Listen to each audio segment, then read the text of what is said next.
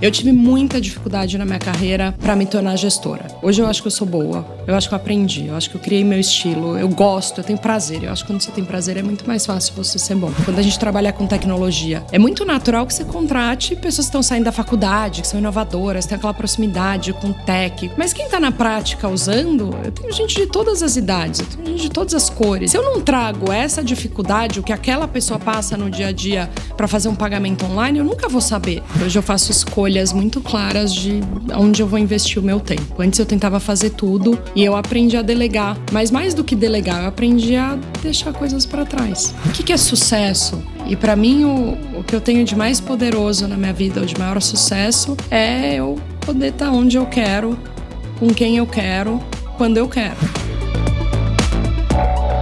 Esse podcast é um oferecimento da BMW, líder em mobilidade premium. Esse é o podcast Lugar de Potência. Lições de carreira e liderança com o maior headhunter do Brasil. Afinal, tem 1,94 m. Vambora? Hoje eu tenho o prazer de receber uma das executivas mais respeitadas do mercado de tecnologia e serviços financeiros do Brasil e no mundo. Ela é formada em administração pela FAAP. Sua trajetória começou na hotelaria, onde ela desenvolveu uma visão única sobre a experiência do cliente que ela carrega até hoje. Foi uma das pioneiras do e-commerce no Brasil, na FENAC, em 2010, e aceitou o desafio de participar da instalação do PayPal no Brasil, onde atuou por 11 anos, chegando à posição de CEO da operação brasileira. Em 2021, assumiu a liderança do Google Pay para o Brasil e, posteriormente, teve a sua atuação para a América Latina e Europa. Ela tem se dedicado não apenas à transformação digital do setor financeiro, mas também ao desenvolvimento de lideranças mais diversas e inclusivas. É membro de diversos conselhos e uma das principais vozes quando o assunto é equidade de gênero no ambiente corporativo. Mas agora o que o seu currículo não conta é que ela é mãe de 2 meninas, apaixonada por música sertaneja e torcedora fanática do São Paulo. E mesmo ocupando posições de alta liderança em empresas globais, mantém a sua simplicidade e autenticidade de suas raízes de Araraquara. Paula Pascoal, é uma honra ter você aqui no Lugar de Potência. Olha só, a honra é minha e depois de uma abertura dessa, acho que a gente já pode encerrar. já contou bastante coisa. E Paula, vamos começar então das origens, aonde a cegonha te entregou. Você vem de uma família de executivos de multinacionais? Eu venho de uma família que não tem nada de executivo. Eu nasci em São Paulo, meus pais vieram para cá só para eu nascer. Mas no dia seguinte eu fui para Araraquara e eu considero que eu nasci em Araraquara e a minha raiz é Araraquara e a minha base é Araraquara e eu tenho muito orgulho disso. Mas meu pai é médico, minha mãe é psicoterapeuta e eu não tinha em casa nenhum exemplo próximo de carreira em multinacional. Tão pouco sabia que era isso que eu queria na vida, mas tive sempre exemplos fortes, sempre tive próximas de mim, tanto no lado feminino quanto masculino, pessoas bastante trabalhadoras que acho que me deram bons exemplos e me ajudaram ao longo de todos esses últimos anos. E durante a sua criação em Araraquara, quais eram suas ambições e planos de carreira naquela época? Difícil essa pergunta, porque eu acho que até quando acho que a maioria dos jovens, até quando a gente chega na época de faculdade, de prestar vestibular, a gente tem muito pouca clareza, a gente conhece muito pouco do mundo. Eu lembro que quando eu fui prestar, foram várias opções. O jornalismo, com aquela coisa de virar apresentador e aparecer na televisão. Eu não sei porque eu prestei nutrição, que não tem nada a ver comigo. E prestei administração, mas quando eu prestei, eu lembro que a FAAP estava começando esse curso que tinha uma especialização em hotelaria. Eu falei, acho que a administração é tão básico, deixa eu fazer com hotelaria. Então foi muito... E acho que a faculdade diz muito pouco sobre mim. Acho que foi super importante. Acho que meus pais sempre foram muito rígidos. Então, tanto o estudo quanto o esporte na minha casa, desde muito pequeno, era algo levado a sério. Assim, eu tento replicar algo parecido com as minhas filhas. Talvez um pouco menos brava, mas... Então, eu acho que a faculdade foi importante, mas não foi o que decidiu a minha carreira. Acho que... Mas falando em faculdade, tem o evento de se mudar para São Paulo para fazer faculdade. Como que essa transição do interior para a capital talvez moldou até visão de mundo e ambições? Eu acho que muito. Eu acho que eu tive uma primeira experiência de morar fora de casa. Eu tive o privilégio de fazer intercâmbio. Eu morei em Kentucky, nos Estados Unidos, quando eu tinha 15, 16 anos. Então, isso já foi muito transformador. Eu acho que hoje eu não consigo imaginar como é que você muda de país sem ter internet, sem ter celular, sem ter nada disso. Mas morei numa família incrível, uma família que eu mantenho contato até hoje, um mundo muito diferente do meu e que me trouxe, muito além de aprender a falar inglês, acho que uma resiliência, uma adaptabilidade que eu carrego até hoje. E aí, quando eu venho para a faculdade, eu acho que foi para mim assim, um momento transformador, porque foi onde eu tive pela primeira vez, de fato, liberdade, onde você mora sozinha, onde sou eu que escolho a hora que eu vou dormir, onde eu vou, o que eu vou fazer. E eu deslumbrei com esse mundo, assim. Acho que você chega em São Paulo, é tudo tão grande, tem tanta gente, tem tanta coisa. E os meus primeiros anos foram, acho que, de puro deslumbre, assim. Tanto é que eu fui super mal na faculdade, meu começo foi bem difícil, e eu lembro de ter tirado notas bem ruins, assim, eu repeti algumas matérias, e daí acho que na primeira vez meu pai falou, ok, acontece, na segunda ele falou, agora é um problema seu. Então eu comecei, o que foi, assim, para mim muito bom, que eu comecei a trabalhar no segundo ano de faculdade, e foi quando eu falei, tá bom, eu faço hotelaria, tinha um flat Transamérica bem em frente à faculdade, eu falei, é aqui que eu vou. E eu fiquei 2 anos naquela rotina de hotelaria de segunda a segunda, desde atendendo o telefone, Transamérica, Flat de Anópolis, Paula, bom dia, até... Passei por todas as áreas e depois de 2 anos eu falei, bom, acho que não é isso que eu quero, não. Não é para mim. E foi quando eu fui trabalhar na Anshan, e eu estava te contando que para mim acho que foi minha grande faculdade, assim, foi minha grande escola. E antes da gente chegar na Anshan, quais foram os aprendizados que você teve dessa época de hotelaria, que apesar de não ser o seu destino final, talvez moldaram, influenciaram sua forma de liderar e fazer negócios? Eu acho que foi a primeira experiência que eu tive quando a gente ainda não falava na centralidade no cliente.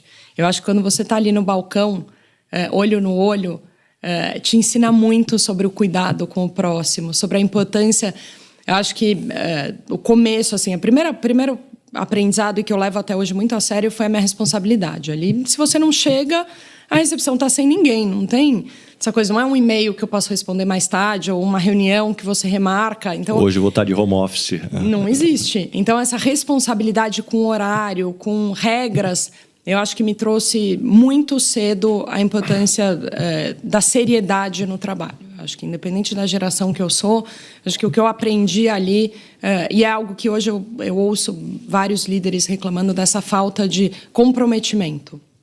Eu acho que isso foi a experiência do cliente, o cuidado com o cliente no centro é um segundo ponto. Você tem que agradar, você tem que encantar, você tem que... Ainda mais em São Paulo, onde você tem milhares de opções, na maioria das vezes. Então, qual é o seu diferencial? Como é que você olha no olho? Como é que você chama pelo nome? Como é que você começa a conhecer aquele cliente, vai criando uma relação? Então, eu acho que apesar de eu não ter aprendido muita...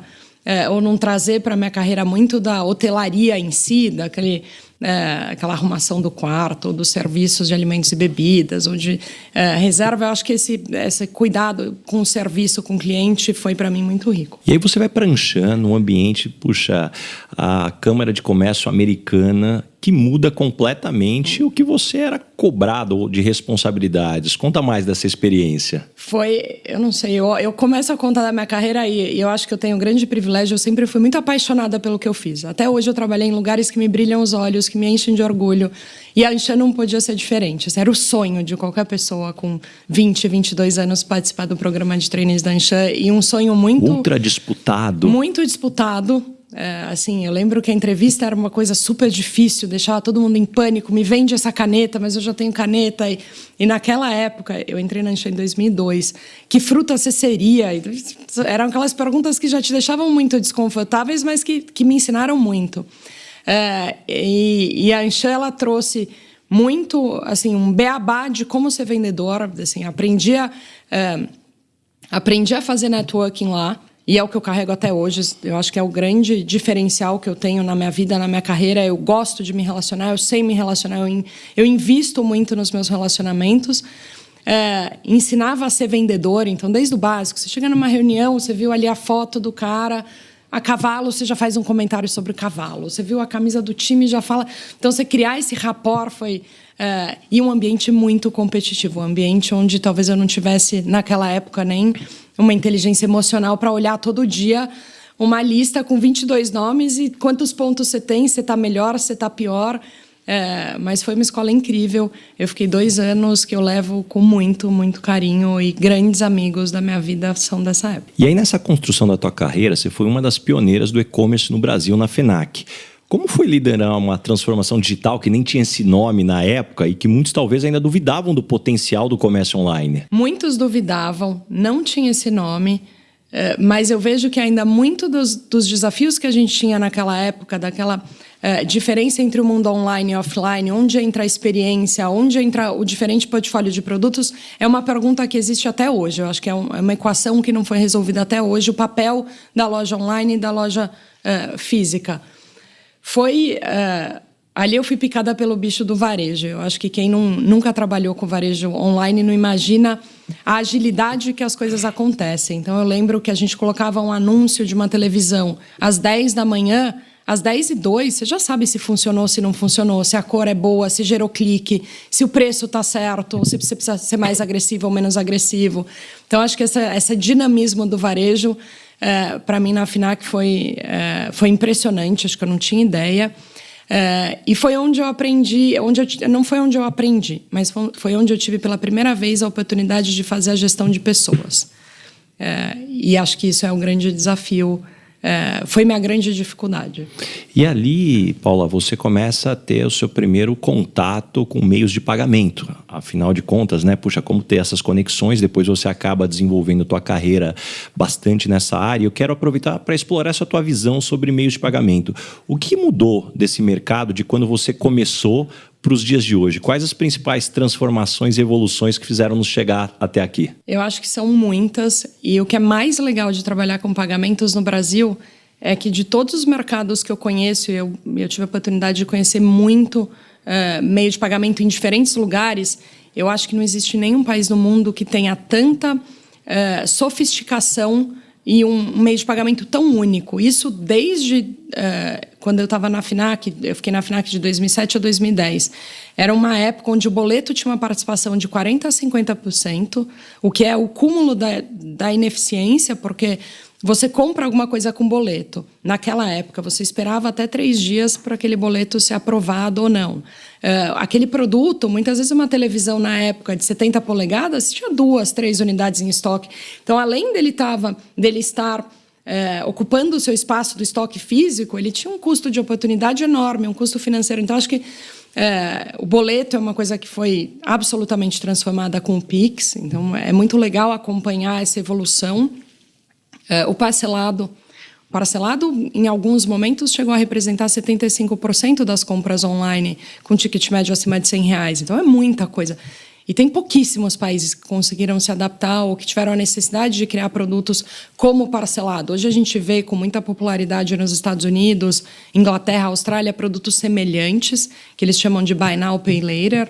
Então, com alguns players relevantes, mas nenhum traz, acho que a facilidade ou é tão natural o parcelado para o brasileiro. Então, acho que começar a trabalhar com meios de pagamento nessa época e olhar o que é hoje, e uma regulação muito sólida e servindo de inspiração para muitos outros países. Eu acho que o Pix é um exemplo, mas muitas das nossas práticas no Brasil de Open Banking, de Lei Geral de Proteção de Dados, tem muito a ensinar a tantos outros mercados, e isso é muito legal. E quais as principais tendências que você vem acompanhando que você acredita que ainda vão transformar esse mercado? Eu acho que ainda tem acho que ainda tem muito espaço para a inteligência artificial. Então, como é que a gente melhora a questão de gestão de fraude? Então, principalmente em países da América Latina, esse ainda é um desafio grande, porque da mesma forma que a gente é extremamente sofisticado nas soluções, a fraude é muito sofisticada também. Então, acho que eu tenho muita expectativa de ver cada vez mais um papel da inteligência artificial, de dados nos ajudando na eficiência da transação, o celular dominando, não só no mundo físico, mas também no mundo online, com um papel cada vez mais relevante. E tem muita coisa acontecendo. Assim, acho que a beleza de trabalhar com pagamentos é que é um mundo em constante transformação e inovação. E qual que é a tua visão sobre o futuro de criptomoedas, moedas digitais? Ia chegar no cripto. Ainda bem que você me lembrou. Eu acho que criptomoedas, a gente tem hoje algumas consultas públicas em aberto no Banco Central no Brasil, e eu acho que tem ainda muito espaço.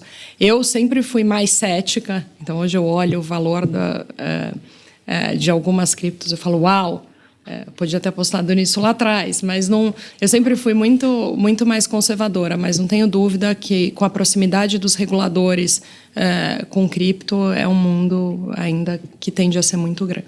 E falando dessa evolução, como é que você vê o conceito hoje de dono do cliente, seja do setor financeiro ou do varejo? As Big Techs estão ganhando essa batalha? Essa é uma boa pergunta. Eu acho que é difícil de responder. Eu acho que ela tem diversas óticas. E a minha opinião é que o cliente é o dono do cliente. Eu escolho se eu quero dividir essa informação com o varejo ou se eu quero usar uma carteira que não divide essa informação com o varejo. Eu acho que eu gostaria de ver cada vez mais a autonomia com o consumidor. E não com uma Big Tech aqui ou ali, ou com uma carteira específica. E, Paula, como é que você adaptou teu estilo de liderança brasileiro para um ambiente corporativo americano? O que você manteve? O que você teve que mudar? Foi um choque. E acho que me trouxe muito recentemente, acho que me voltou a síndrome da impostora de falar, mas será que eu faço assim, é diferente, é pior? Muitas vezes eu questionei o meu estilo, porque eu estou acostumada ao estilo brasileiro, onde eu chego aqui, eu já pergunto do seu filho, da sua mulher, do que você fez no final de semana. E eu gosto dessa conexão, eu gosto de investir o tempo na pessoa, em saber de você, ao invés de chegar e falar quais são as perguntas, o que a gente vai fazer, qual que é o E o americano, principalmente, ele é muito direto.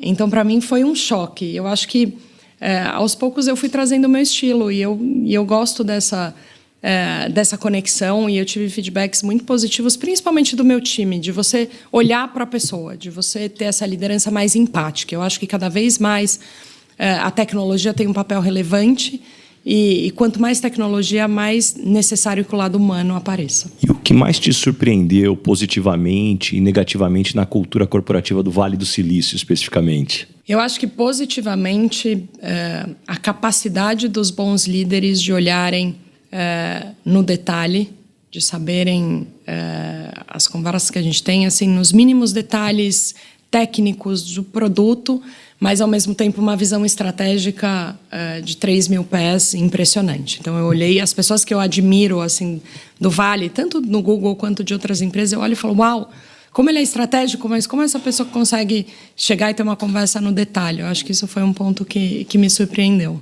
E negativamente?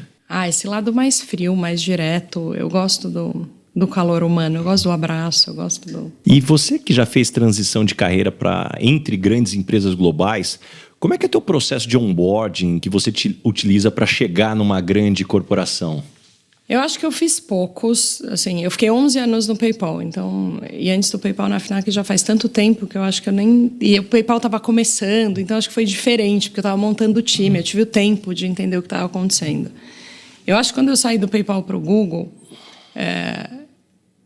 o que mais me beneficiou no processo de onboarding foi observar as pessoas e, ao invés de querer sair fazendo e criar um business plan, entender quais são as oportunidades imediatas, quais são os riscos, quais são as ameaças, foi muito mais, eu vou olhar, eu vou saber quem são as pessoas, quem conversa com quem, qual que é o importante desse produto, onde é que está difícil. Então, acho que eu fui me dando tempo. Eu fui me dando tempo de entender o que estava acontecendo, quais seriam as alianças importantes. É lógico que se tem alguma decisão a ser tomada imediata, a gente não tem muito esse benefício de investir tempo. Mas, quando eu posso, eu gosto de chegar, contar quem eu sou, o que eu vejo de fora. Eu acho que tem muito... Quando eu cheguei no Google, o Google é uma empresa muito focada em produto. É uma empresa onde a engenharia direciona muito das decisões. E eu não sou engenheira, não sou uma pessoa que trabalhei com produtos. Eu gosto de relacionamento, eu gosto dos meus parceiros, eu trago uma inteligência de mercado, eu trago uma experiência de usuário. Então, eu gosto muito de criar ponte com pessoas que eu vou poder dividir essa visão de fora. Eu acho que tem muito valor você pensar fora da caixa. Então, eu vou com calma. E você é conhecida, Paula, muito por teu trabalho também com diversidade e inclusão.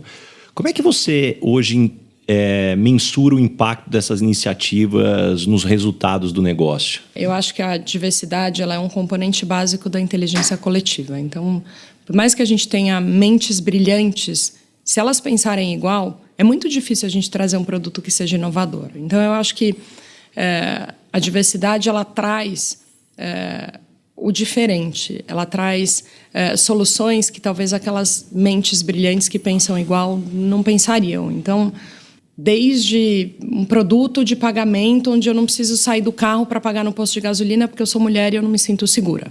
Talvez um homem branco não tenha esse medo que eu tenho de levantar à noite e sair e passar no POS. Então, a gente criou na época, no PayPal há alguns anos, já uma solução em parceria com a Shell, onde eu fazia tudo dentro do carro, no celular.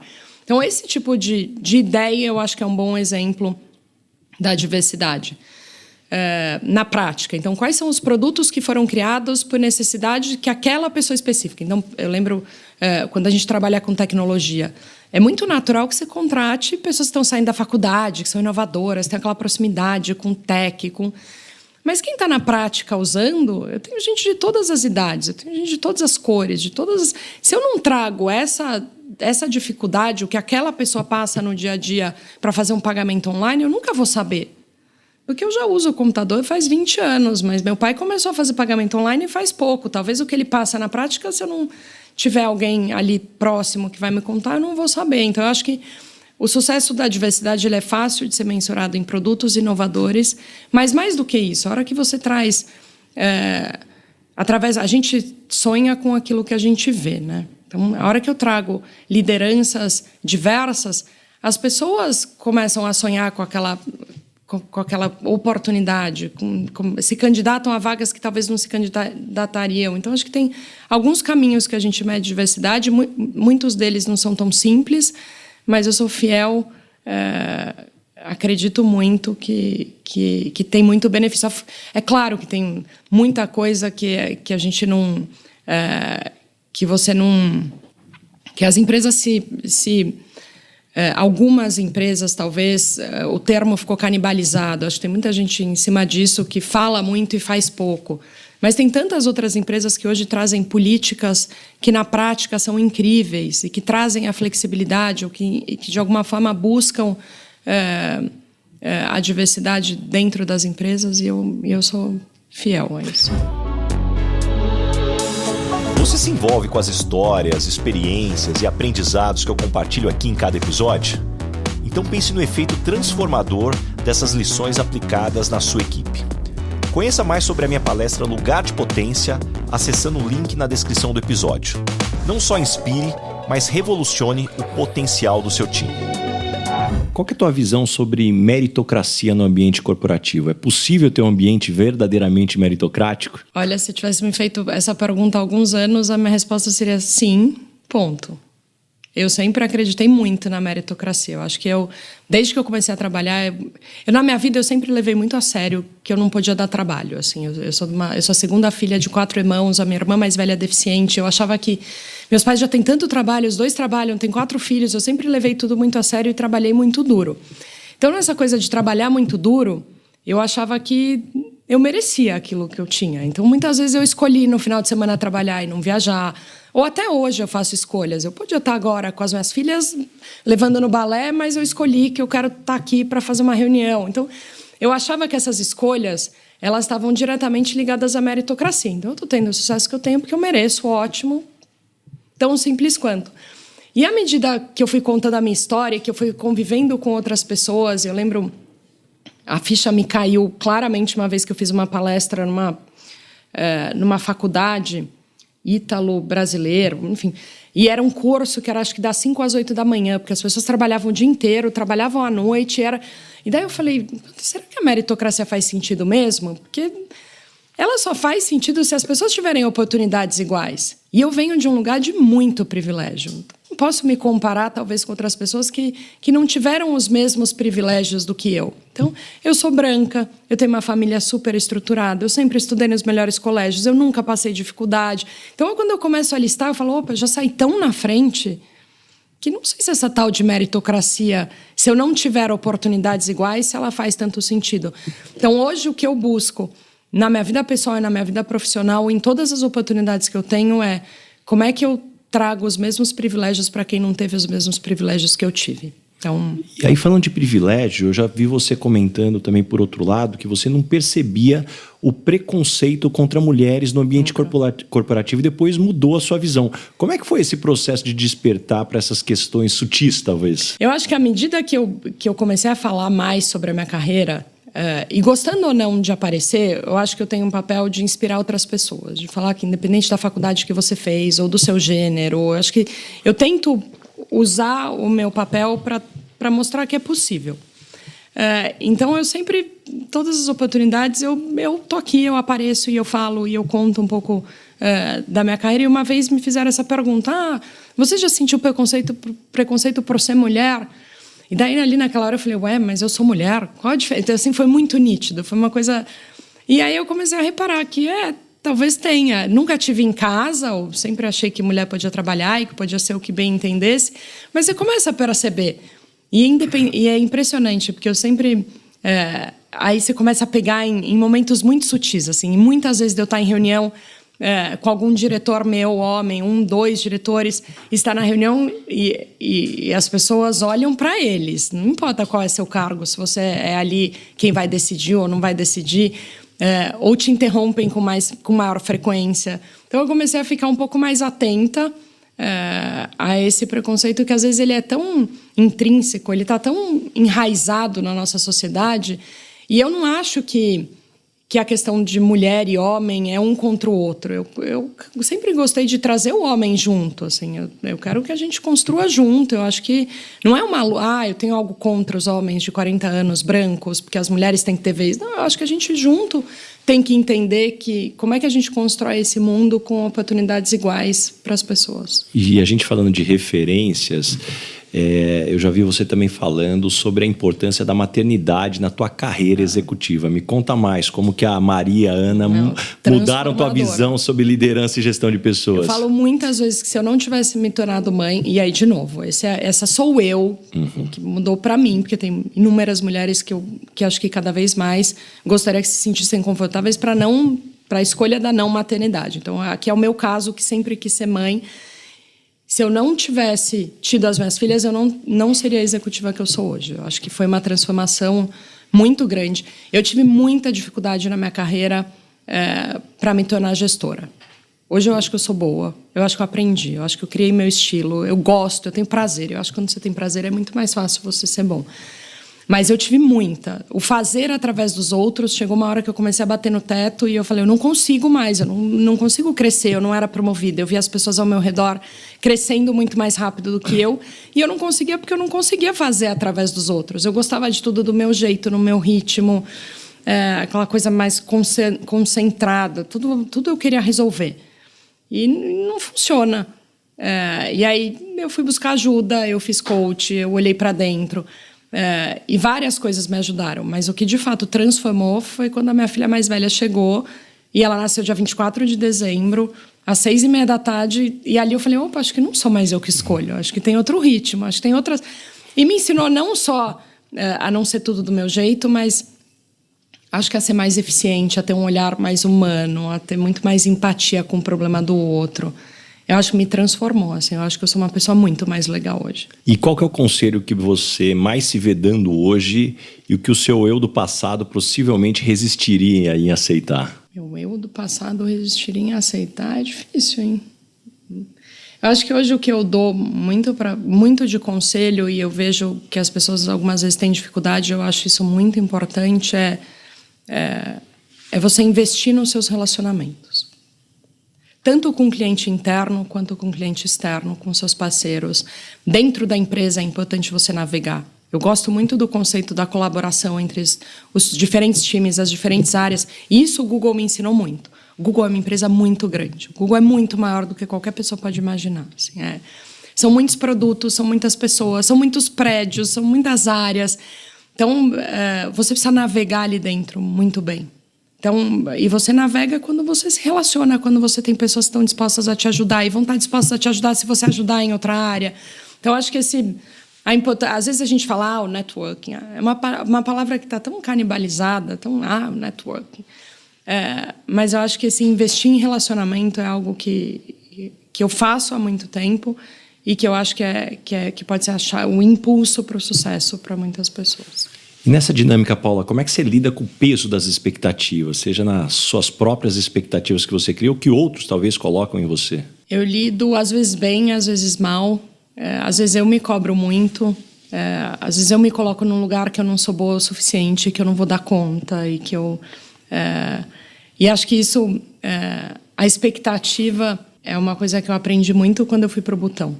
As pessoas lá têm pouca expectativa. Não é que elas não têm sonhos, não é que elas não tenham ambição, mas tem pouca expectativa. Eu acho que a expectativa ela é chave para a nossa felicidade. E para mim a felicidade não tem uma felicidade pessoal e uma felicidade profissional. Eu gosto de ser feliz na vida e meu trabalho é parte da minha vida. E me conta mais do Butão, o que você foi buscar lá? Eu ouvi falar do Butão pela primeira vez em 2019, quando eu estava participando de uma iniciativa da Fundação Dom Cabral. E um professor, o Pedro Lins, ele trouxe para falar com esse grupo de executivos o primeiro-ministro do Butão, o Tshering. E ele contou naquela época o conceito do índice de felicidade interna bruta. E eu fiquei com aquilo na cabeça e eu fiquei super curiosa. E eu falei, nossa, mas como é que o país olha para a pessoa, o quanto ela é feliz, o quanto que a felicidade dela impacta no crescimento do país? E fiquei aquilo olhar atrás... E veio a pandemia e aquele assunto ficou meio esquecido e há quase 2 anos o Pedro organizou com executivos essa viagem. E eu queria muito entender como é que eu trago, quais são os insights do índice de felicidade interna bruta para o mundo corporativo. E eu fui com esse objetivo e eu falei, eu quero entender. E a gente teve reuniões lá com quem criou, com o método. E eu acho que o que me traz... é a importância do funcionário feliz, e feliz muito menos na mesa de ping-pong, na massagem, na cerveja, muito mais feliz no sentido de pertencimento, de propósito, o impacto que isso traz no dia a dia, o impacto que traz para a inovação, o impacto que traz para a empresa como um todo. Então, acho que esse era o meu objetivo, mas foi muito além. Assim, foi um lado... Eu tenho muita dificuldade de fazer uma coisa só de cada vez. Eu tenho aquela coisa... Eu estou falando com você, mas eu já estou pensando. Será que eu já encomendei o que eu vou servir no jantar do aniversário? Mas daí já vai uma coisa e liga a outra. Aquela mente de macaco, que tem 500 coisas pulando. E lá me trouxe tanta calma, assim, aquele lado espiritual, onde você consegue respirar e estar no momento presente. A gente fez a subida do Tiger Nest, eu fiz sozinha e pude... Então, foi tanto pessoal quanto profissional. Desde que eu cheguei, eu sou a maior influenciadora de que todo mundo que tiver oportunidade tem que conhecer o Butão. E falando sobre essa felicidade, bem-estar, o que você aprendeu sobre autocuidado? Você viajando tanto, quais são suas rotinas, os não negociáveis? Eu tenho muita coisa que é não negociável. Eu acho que, para mim, o que me faz... E isso acho que para o lado bom e para o ruim, eu gosto muito de ter flexibilidade. Eu acho que isso, então, com os meus horários, com a minha rotina, então eu tento, nesse autocuidado, sempre encaixar o meu tempo. E o meu tempo é o tempo da minha família. Então, eu viajo muito a trabalho. Mas eu tenho ali a minha rotina, eu entro no avião, eu durmo, eu sou super, eu sou super metódica, eu tenho as minhas coisas que funcionam, que não funcionam. Posso viajar 200 vezes, mas eu viajo 2, 3 dias, eu faço 3, 4 países em 4 dias e volto, porque eu tenho o meu limite, eu tenho ali, o meu final de semana é inegociável, é do meu marido, é das meninas, é da minha família, é das minhas coisas, então... E eu sou apaixonada por comer, assim, minha vida... Eu gosto de música sertaneja, eu gosto de esporte, mas comer é outra coisa que tem muito. Então, eu meio que encontrei que o meu momento, quando eu viajo, eu já vou sabendo o que eu vou comer, aonde eu vou comer. Então, eu posso fazer quantas reuniões forem precisas, mas chegou ali no meu horário, é meu. Eu vou comer onde eu quiser, o que eu quiser. Isso, para mim, é aquela cenourinha no final. E como é que tua relação com a gestão do tempo evoluiu ao longo da tua carreira? Evoluiu bastante, eu acho que eu sou muito mais eficiente. Eu acho que hoje eu faço escolhas muito claras de onde eu vou investir o meu tempo. Antes eu tentava fazer tudo e eu aprendi a delegar. Mas mais do que delegar, eu aprendi a deixar coisas para trás. Tem coisas que talvez vão ficar. Então, às vezes, quando eu estou com muita coisa ao mesmo tempo, eu paro, eu respiro e eu volto para aquela... planilha do que é urgente, o que é importante, o que é urgente e importante, o que é só urgente, o que é importante. Aí eu olho e falo, tá bom, isso vai ficar, isso eu vou passar para alguém, isso eu vou esquecer. Então, eu acho que eu sou boa com gestão do tempo. Acho que eu tô sempre atrasada, porque eu acho que eu posso fazer mais coisa do que eu de fato posso. Então, você teve a experiência de me ver atrasada, porque eu acho que eu dou conta de fazer tudo. E sobre essa dinâmica da responsabilidade, me conta o que você aprendeu sobre o poder ao longo da tua trajetória. Como essa relação, talvez até com o poder, mudou à medida que você foi evoluindo na carreira? Poder. Eu acho que ela mudou muito. Eu acho que o poder, a minha relação com o ego, eu acho que eu amadureci muito. E hoje eu dou uma importância... O que é poder? Então, acho que cada pessoa tem uma definição para poder. Ou o que é sucesso? E para mim, o que eu tenho de mais poderoso na minha vida, ou de maior sucesso, é eu poder estar onde eu quero, com quem eu quero, quando eu quero. Não é sempre assim, mas eu tento sempre equilibrar e para mim esse é o de fato, eu me sinto poderosa quando eu consigo fazer as minhas escolhas. E eu acho que o sucesso, para mim a definição de sucesso hoje é muito mais ligada a isso do que o cargo que eu tenho, ou o salário que eu tenho. E eu acho que, voltando ao que a gente falou um pouco de privilégio, eu acho que eu tenho uma responsabilidade... A nossa responsabilidade ela é proporcional ao tamanho do nosso privilégio. E como eu acho que eu tenho e tive muitos privilégios na vida, eu me vejo muito responsável para que pessoas ao meu redor também tenham esses privilégios. E eu acho que esse, para mim, é o verdadeiro poder. É o poder de alguma forma, impactar positivamente a vida das pessoas. Não é o poder de assinar um contrato, o poder de ter um cargo, mas já tive essa fase. Eu sou de Araraquara, eu te falei, eu sou emocionada com isso. Era super legal, você sai na lista.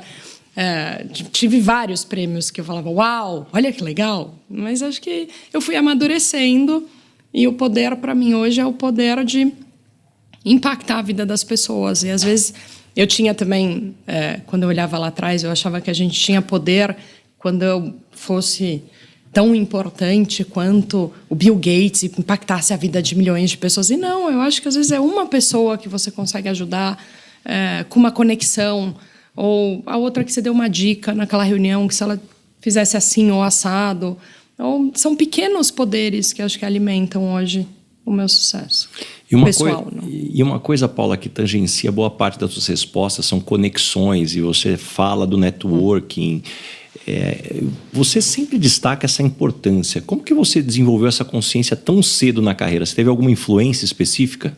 Eu acho que a Câmara Americana foi muito importante, mostrando ali a importância de investir tempo no networking, na conexão. As minhas mudanças de carreira me mostraram isso. Então, eu saí da Anshan e eu fui trabalhar num cliente nosso, que era a AMD. Eu tinha feito um evento para eles, um evento que não aconteceu, que até o CEO cancelou. E, enfim, o cancelamento foi um sucesso e acabou me abrindo as portas. Eu, na AMD, eu atendia ao varejo e a Finac era um dos meus principais clientes. Então, eu tinha que fazer com que o varejo, na hora de comprar o computador, ele escolhesse com o processador AMD e não Intel. Então, eu fui construindo essa relação e aí um dos meus clientes me convidou. Então, acho que eu fui tendo exemplos da importância de investir nisso. E eu tenho... no mundo corporativo eu tenho grandes amigos, assim, eu gosto das pessoas, eu gosto de gente, então foi natural, assim. E como é que você, ao se conectar com tanta gente, você é uma pessoa com uma escuta bastante ativa, como é que você equilibra a sabedoria que vem da experiência com a necessidade de manter a mente aberta para novas ideias? Onde está esse ponto de equilíbrio? Eu sou muito interessada. Não sei se interessada. Interessada talvez seja uma palavra mais bonita para curiosa. Mas eu gosto de ouvir, eu gosto de saber das pessoas, eu gosto... e eu gosto de navegar. E eu acho que isso, para mim, é um grande diferencial. Eu sou muito eclética. Eu gosto de navegar nos mundos mais diferentes. Você falou de sertanejo. Nossa, eu navego ali super bem, eu adoro. Não é que eu vou no show, eu conheço o cara que trabalha ali, que... E ao mesmo tempo eu saio dali e vou para uma reunião numa multinacional com um mundo totalmente diferente. Então eu acho que estar em com diferentes pessoas. Eu tenho, agora a gente está morando faz 2 anos na Califórnia. E um dos meus maiores prazeres, eu fiz um grupo que eu conheci por acaso, onde eu estava jogando tênis com umas amigas, faltou uma pessoa, eu entrei ali de alegre. Hoje é um dos meus programas favoritos, eu jogo segunda, quarta e sexta com um grupo de 14 idosos, assim, de 76, assim, o mais velho tem 84. Eles jogam ali de manhã, eu sou a única mulher, mas eu adoro, assim, porque eles trazem uma experiência de vida, uma visão, e são pessoas do mundo inteiro e que estão ali na Califórnia já há muito mais tempo que eu, estão em outra fase de vida, então eu começo a ouvir de pessoas que já estão muito mais no momento de legado do que de fazer. É uma coisa que me brilha os olhos, o cuidado com o que você vai deixar, não o que você vai deixar para sua família, mas que impacto positivo você vai ter na sociedade. Então, e eu navego ali super bem. Até outro dia meu marido foi me encontrar e ele assistiu um pouco, ele falou, saí daqui porque eu achei o ambiente meio... Porque um xingou o outro bateu a raquete.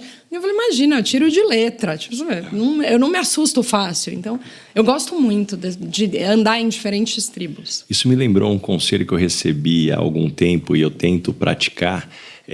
Tenha muitos amigos com mais de 20 anos do que você tem e muitos amigos com menos de 20 anos do que você tem. Porque é muito fácil a gente se fechar em bolhas. Esse menos de 20 anos... Eu sou muito próxima dos meus sobrinhos, assim, como se fossem meus filhos. Eu tenho sobrinhos mais velhos, que têm hoje 20, 21, então... E eu adoro, e para mim, assim... eu lembro até hoje, o dia que eu estava com a minha sobrinha, ela se arrumando para sair, foi a primeira vez que uma amiga dela me chamou de tia. Elas estavam se arrumando para ir pro Sirene, e a outra falou, tia Pauli... Falei, tia? Mas até eu outro tia, dia estava indo no Sirene. Eu também eu me via muito como igual. Eu gosto desse conselho, eu acho que ele é valioso, e eu acho que... É isso, a gente tem que olhar com diferente, aprender com diferente. E toda essa curiosidade, vontade de aprender, como é que é a tua relação com livros? Eu sou viciada. Eu leio muito e eu leio muita ficção. Eu tenho pouco apetite para ler livros de... Leio, mas não é meu natural ler ficção. Eu sempre li muito. Os meus pais leem bastante, sempre leram, e eu, desde pequena, sempre gostei. E para mim, hoje, eu acho que tem duas coisas com livros que são importantes na minha vida. Eu acho que é o que me evita entrar na mídia social e, de repente, ficar ali virando a tela. Não que eu não faça, tá? Eu faço muito, até mais do que eu gostaria. Então, de repente, eu tô ali vendo todo mundo que tá viajando mais do que eu, que é mais magra do que eu, que come melhor do que eu, Então, acho que me evita. Então, eu coloco um pouco de limite às mídias sociais. Então, eu fujo na leitura. Acho que me traz muito repertório. Um repertório diverso. Eu acho que eu gosto. E eu comecei a organizar. E aí, eu comecei a contar quantos... E eu sou super competitiva. Eu gosto de saber quanto eu livro. Eu coloco quantos eu li, qual é a minha meta, quanto... Eu gosto, então eu posto, eu sei. Daí agora eu comecei que eu coloco estrelas do que eu mais gostei, o que eu menos gostei. E fiz um monte de amigo no Instagram, que daí a gente troca dica. Mas eu gosto. E quais livros mais influenciaram a sua forma de pensar ou visão de mundo, talvez? Eu leio muita ficção e das mais diversas possíveis. Acho que o primeiro livro... Os primeiros livros que me apaixonaram, assim, o primeiro que me vem à mente é O Feliz Ano Velho, do Marcelo Rubens Paiva. Nossa, É um livro clássico que me marcou, dos assim. clássicos. E é um livro que eu li, e eu tenho esse livro comigo, e eu li o mesmo livro que meu pai, então ele é todo dobrado, e eu faço isso, eu dobro, eu risco. Tem uma edição agora completando 40 anos do livro, eu vi na livraria. Que demais você falar, olha só. Esse livro eu li. E eu li a semana passada, ou retrasada, eu li o livro do Marcelo Rubens Paiva, que originou o filme. Eu ainda não assisti o filme, mas também é um livro muito... Eu gosto desse estilo de escrita, então é um livro que, para mim, me marcou muito. E tenho lido recentemente muita coisa boa, assim, e é muito legal essa fase que tem muito autor brasileiro muito bom e muitas autoras brasileiras. Então você pega o sucesso que foi a Carla Madeira com Tudo é Rio, ou a Elisama Santos com outro que chama Mesmo Rio, que é maravilhoso, que eu acho que ainda não teve o sucesso merecido e ainda vai ser um livro muito falado. Li de negócios, um que eu sempre lembro, assim, no meu dia a dia, é um livro que ficou muito presente desde quando eu li, que é o Adam Grant, com aquele Pense de Novo. Porque às vezes a gente assume alguma coisa Mas será? É isso mesmo? Então ele me traz... Eu gosto de livros que me provocam. Essa do Adam Grant me lembrou muito também uma recomendação que eu recebi. Não confie em tudo que você pensa. Não é porque está na nossa cabeça que está certo. E o problema é que além da gente achar que está certo, a gente começa a julgar o mundo que quem é diferente da gente está errado. Não, é isso. E não tá. E é tão difícil, né? Enxergar o diferente, enxergar quem não concorda com a gente. Eu tenho feito muito esse trabalho. Nos últimos anos, eu acho que eu amadureci nesse sentido de aceitar o diferente, de navegar bem no cinza. Não é porque você é da direita ou da esquerda que eu gosto ou que eu não gosto, que você gosta do azul, eu gosto do amarelo. Então, eu acho que tem esse livro me trouxe um pouco essa provocação.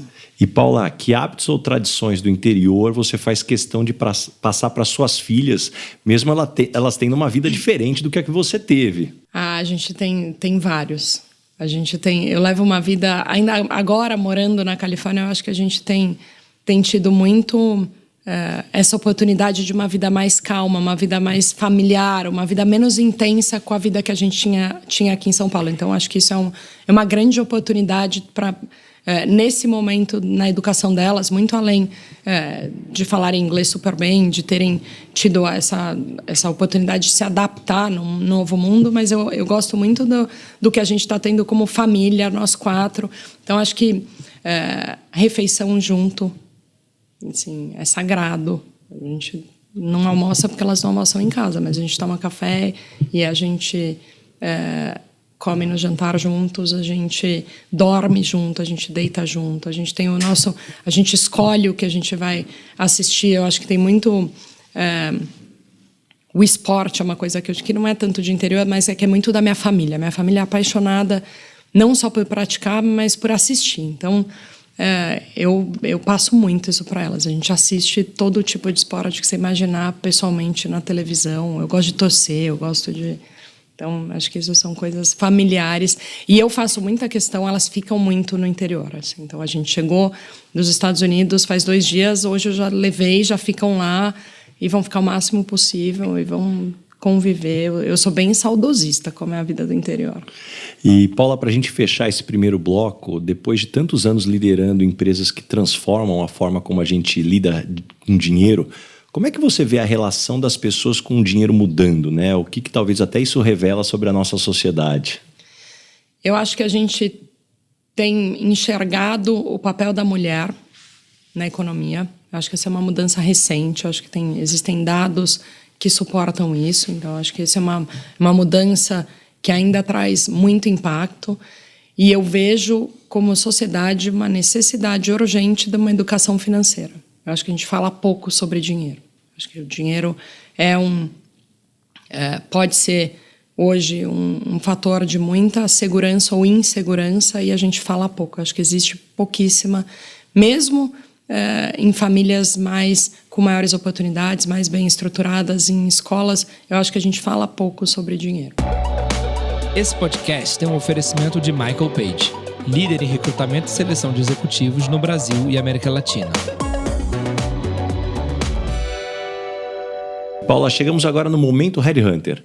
Qual que é a pergunta que você sempre faz nas entrevistas para contratar alguém para o seu time?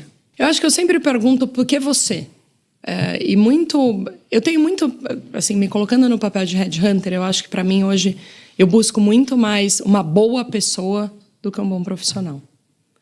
E uma pessoa que esteja comprometida com o negócio. Eu lembro, na época do PayPal, quando a gente estava montando o time, a gente contratava muita gente e eu ficava olhando o cuidado que aquela pessoa tinha. Eu adoro quem sai da sala e apaga a luz ou que pega a xícara de...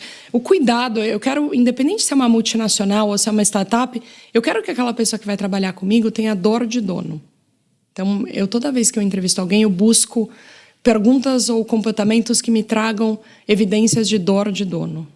E, além da dor de dono, que tipo de pessoa não dá certo trabalhando com você? Pessoas que sabem tudo. E quando as pessoas não gostam de você no ambiente de trabalho, normalmente qual é o motivo? Olha que pergunta difícil. Talvez porque eu estou sempre fazendo um monte de coisa, ou porque eu sou muito rápida, ou porque eu não sei. Eu tento ser uma pessoa que as pessoas gostem. Eu acho que eu já fui aquela pessoa que fala, não, lá vem, com milho. Não, eu tinha um time que trabalhava comigo, teve uma época que eu viajava muito e eu entrava no avião e eu era assim, eu organizava a minha vida e eles sabiam que a hora que eu pousava era o pesadelo. Aterrizou, chegava tudo para todo mundo. Era assim. E eu gosto muito, é uma característica minha e que meu marido odeia, mas domingo à tarde, me dá uma ansiedade da semana começar, então eu trabalho muito bem domingo à noite. Para organizar o que vem pela semana. Eu gosto de começar a semana, eu gosto de começar sem ter e-mail, eu odeio procrastinar, eu não tenho WhatsApp pendente, eu não tenho e-mail não respondido, eu sou a louca do celular que não tem nenhuma notificação. Então eu acho que eu fui aprendendo a escrever todos os meus e-mails no horário que eu quisesse, mas não mandar. Porque eu ficava imaginando as pessoas que trabalham comigo, eu chegar lá na segunda-feira super cedo e já chegar atrasada, porque já chegou, a minha vida já aconteceu, eu já disparei 200 coisas. Então, acho que eu fui melhorando, acho que hoje eu sou um pouco melhor, mas eu acho que eles tinham pavor quando eu era máquina disparadora de e-mails. E o que você gostaria de perguntar para o Baza, Headhunter? Qual é a pergunta que você faz quando você está entrevistando, que mais te ajuda num processo decisório? Olha, eu vou te falar de algumas aqui, vou falar de 3. A primeira delas, e quem me acompanha talvez já me escutou falando, é que eu gosto de perguntar, quando as pessoas não gostam de você, normalmente qual é o motivo? Porque esse é um elemento interessante de ver como a pessoa se enxerga. Você acabou de me descrever um comportamento que você claramente entendia que incomodava, isso falou do teu desenvolvimento. E eu sempre costumo brincar que essa pergunta não tem resposta certa, mas tem 2 muito erradas. Uma é quando a pessoa te responde, não, mas quando as pessoas não gostam de mim, elas não me falam, então eu não sei. Eu falei, pois é, você tem que perceber. E a segunda, que ainda piora, né? Não, mas todo mundo gosta de mim, todo mundo sempre gostou de mim. Você fala, puxa, nem Jesus Cristo agradou a todos, eu tenho o primeiro. Então essa é a pergunta primeira que eu gosto de fazer. A segunda é que fatores da sua história fazem você ser quem você é hoje. Eu quero te saber o que forjou. E normalmente vem ralação. Ninguém fala, foi viagem para Disney, churrasco em família. Foi realmente o que você ralou. O que eu realmente gostaria de perguntar é, me deixa ver teu joelho. Eu quero ver se o joelho está ralado, né? No final do dia é sobre isso. E a terceira pergunta que eu sempre faço é, de tudo que está escrito no seu currículo, o que você tem mais orgulho? Porque isso me dá pistas importantes do propósito. Às vezes a pessoa tem uma carreira ali brilhante, mas aquele projeto social, aquele projeto que ela não falou tanto, é o que faz brilhar os olhos. Até porque currículo, eu costumo brincar, que é um bicho meio estranho, porque ele é muito mais uma lista do que a gente não quer fazer mais do que o que a gente quer continuar fazendo. Então, assim, a gente fica olhando para a história, mas espera aí, vamos olhar o que energiza as pessoas. Esse é um fator fundamental. E, Paula, chegamos agora no momento Dona Ângela. Complete a frase. Já estava para falar da Dona Ângela. Eu sempre vejo Dona Ângela no Instagram, já ia falar dela. Complete a frase. Eu sou esquisita por quê? Acho que eu sou esquisita porque eu nunca paro. Eu tenho muita dificuldade de parar. Eu acho que eu sou esquisito. De parar simplesmente, não ficar, fazer nada, ligar a TV sem saber o que vai colocar. Meu objetivo de vida é aprender a não fazer nada. E qual a maior situação engraçada, perrengue que você já passou no mundo corporativo? Olha, eu acho que um dos maiores perrengues que eu passei, e esse é um que eu acho que o Google deve trazer. Quando eu assumi o e-commerce da FNAC, eu era muito nova e a gente fazia promoções na mão. E um dia a gente fez uma promoção onde todos os DVDs custariam R$ 9,99. Uma lista de DVD, a gente sempre fazia alguma chamada, o Boi de Piranha, e era você subia um Excel, tinha ali 50 títulos que custariam R$ 9,99. Num dia qualquer, um dia de semana. E o Excel ele subiu com uma falha, uma linha em branco, e o site da FNAC ficou à meia-noite, e girava à meia-noite. A gente não tinha toda essa tecnologia com dinâmica de preço. E o site da FNAC ficou da meia-noite até 4 da manhã, que foi quando a gente corrigiu o site inteiro por R$ 9,99. Meu Deus. E eu era super nova, para mim foi super difícil explicar.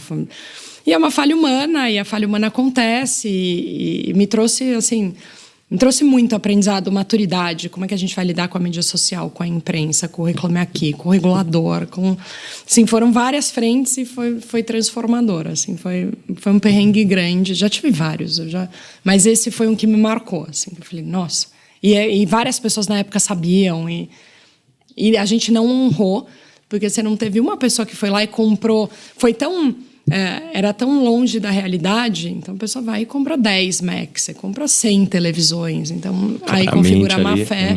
A má fé ali. E aí a gente acabou não honrando. E Paula, caminhando agora para o final, o nome desse podcast é Lugar de Potência. Qual que é o teu lugar de potência? Que tipo de situação e ambiente pode te jogar que você brilha? Eu gosto muito de cliente. Reunião com cliente, eu me preparo, eu entendo o que está acontecendo e eu me sinto à vontade. Mas eu brilho mesmo. Quando eu estou com as minhas filhas, aí eu brilho. Aí é o meu lugar de maior potência. E me conta uma verdade que as pessoas não costumam dizer e, na sua opinião, é fundamental para se ter sucesso. As pessoas costumam dizer, mas para mim é fundamental para ter sucesso é trabalhar. Eu acho que eu já ouvi muitas vezes ao longo da minha carreira, nossa, que sorte. E as pessoas não têm ideia o que vem por trás dessa sorte. Eu acho que hoje a vida offline ela dá um trabalho que a vida online não mostra. Eu até recentemente eu entrei, eu amo meu Instagram, eu posto para mim, assim, é meu álbum de melhores momentos. E outro dia até fui e mudei a descrição. Falei, esses são meus melhores momentos, porque a minha vida é longe de ser isso. Então, eu acho que a gente fica com aquela... E não muda. Não é que, à medida que você vai tendo maior responsabilidade ou cargos mais relevantes, o trabalho diminui. Acho que o trabalho, o escopo é diferente, a responsabilidade é diferente, mas é sempre muito trabalho. Acho que não tem segredo. Eu acho que é sempre o joelho muito ralado. E como é que a tua voz interna fala com você? É uma voz que te dá porrada, te acelera, te acalma? Eu acho que tem momentos. Na maioria dos momentos é uma voz que me enlouquece, que me deixa completamente louca, assim. E eu acho que o que eu tenho buscado, e todo ano quando eu faço a minha lista de metas que aparece, é como é que eu vou me acalmar? Como é que eu aprendo a respirar? Como é que eu pauso os talheres entre uma garfada e outra? Como é que eu respiro? Então, eu acho que é muito... Eu tenho essa constante busca por encontrar uma calma, um equilíbrio. E acho que eu aprendi a lidar bem com muitas coisas. Acho que eu encontrei caminhos, lógico, apanhando sempre, não tem segredo. Mas acho que essa calma, eu ainda não... Essa voz calma que fala, calma, tá tudo bem. Essa ainda tá difícil dela aparecer. O que você aprendeu nos últimos 12 meses, seja em conhecimentos ou habilidades? Olha, eu tô aprendendo a cozinhar por uma necessidade. Eu acho que é isso que eu mais tenho aprendido. Porque eu aprendi muito, assim, a cuidar da casa é uma coisa que eu ainda não tinha experimentado. Eu precisei aprender. Assim, quando eu olho, eu falo, nossa, isso foi novo. O novo foi, eu aprendi a cozinhar, eu aprendi a organizar a dinâmica da casa sem nenhuma ajuda, que foi uma coisa diferente. Eu busco sempre aprender, assim, eu tenho buscado muito no esporte, eu busco aprender línguas diferentes. A gente morando na Califórnia, esse ano, eu gosto muito de viajar, eu acho que eu tenho que aproveitar muito esse momento. Então, eu aprendi muito, a gente foi para o Japão no primeiro semestre, me afundei, falei, vou aprender, vou fazer isso sozinha, fiz agora a Nova Zelândia, então a gente foi, tá bom, qual a história? Pelo que o país é conhecido, qual que é a comida. Então, eu acho que esse lado cultural é o que me dá muito prazer em aprender. E deixa algumas dicas de fontes de conhecimento. Como é que você se mantém informada e se desenvolve? Eu gosto muito da cultura inútil, então eu tento sempre equilibrar o que eu leio de mensagem, de notícia sensacionalista. Eu tento ler algumas newsletters que para mim funcionam muito bem. Então, todo dia de manhã eu leio uma ou duas do Brasil, desses resumos, e leio 2 ou 3 dos Estados Unidos, que trazem uma visão um pouco mais global. Então, eu tento, de manhã, dou uma pincelada, e às vezes um assunto ou outro eu me aprofundo. E eu estou sempre estudando, então eu faço... E eu acho que é uma coisa que a pandemia nos trouxe. Tem muito conhecimento de graça. Então, próprio assunto de inteligência artificial, o Google tem muita ferramenta disponível no YouTube de graça. Eu acho que essa curiosidade hoje ela é um grande diferencial. Eu acho que as pessoas têm que ter a dedicação e a curiosidade para buscar, porque tem muita ferramenta gratuita. Assim, todo janeiro eu fico a primeira semana em Harvard, que eu faço aquele President's Program. E me dá muita bagagem, assim, me cutuca com cases políticos, com inovação, com tecnologia, e vai me alimentando, acho que em diferentes setores. Mas mais do que isso é ter sempre a antena ligada e experimentar, porque às vezes a news que funciona para mim, que eu leio de manhã, você vai odiar. Mas eu acho que ter essa curiosidade, ter assim, tá sempre interessado em conhecer, eu acho que é super importante. E Paula, me indica 3 pessoas bacanas para eu convidar para esse podcast ter uma conversa como essa que a gente está tendo. Olha, tem 2 que me vêm de bate-pronto e que eu falei bastante delas recentemente, que foram reconhecidas no mundo da publicidade. Uma é a Paty, que eu não sei, acho que ela nunca veio aqui, que hoje é a líder do YouTube para América Latina. Ainda não veio aqui. Não, ela é o máximo. A Renata do Boticário, CMO do Boticário, é outra que é incrível. Tenho 3, é difícil, porque agora que eu começo a pensar, vem vários. Mas não precisa ter limites. Eu tenho alguns amigos da época do varejo que para mim são importantes conselheiros, assim, a hora que... Não, quando eu falei conselheiro, assim, a pessoa que primeiro me vem é o Mário Mello, que foi um grande conselheiro da minha carreira, foi o melhor chefe que eu já tive e até recentemente foi super importante, então, que hoje está no Safra, acho ele brilhante, assim, me ensinou muito. Mas tem o Vitão, que hoje toca a Loja Integrada, que é um dos braços da Vtex, que acho que está um líder bastante inovador.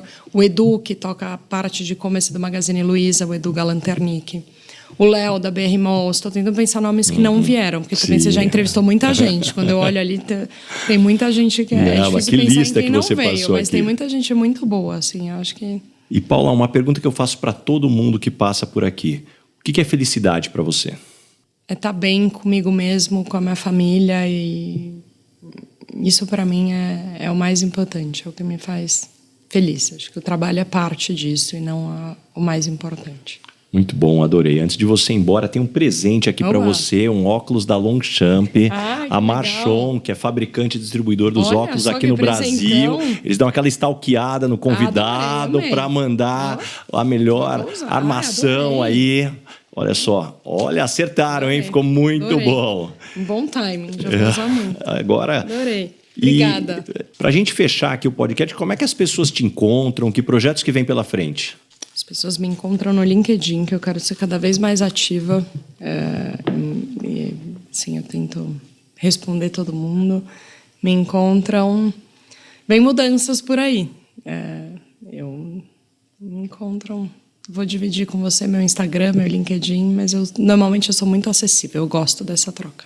Muito bom. Paula, adorei aqui o nosso bate-papo. Eu tenho certeza que todo mundo que nos escutou até aqui saíram com páginas de anotações, muitos insights, muitas lições. Aliás, quem escutou já aproveita para compartilhar esse episódio com todos os amigos, que tem muita coisa bacana. Muito obrigado mesmo por abrir tua agenda, pegar essa janela de você aqui no Brasil, para a gente ter esse bate-papo que fazia tempo que a gente estava tentando marcar. Muito obrigada pelo convite.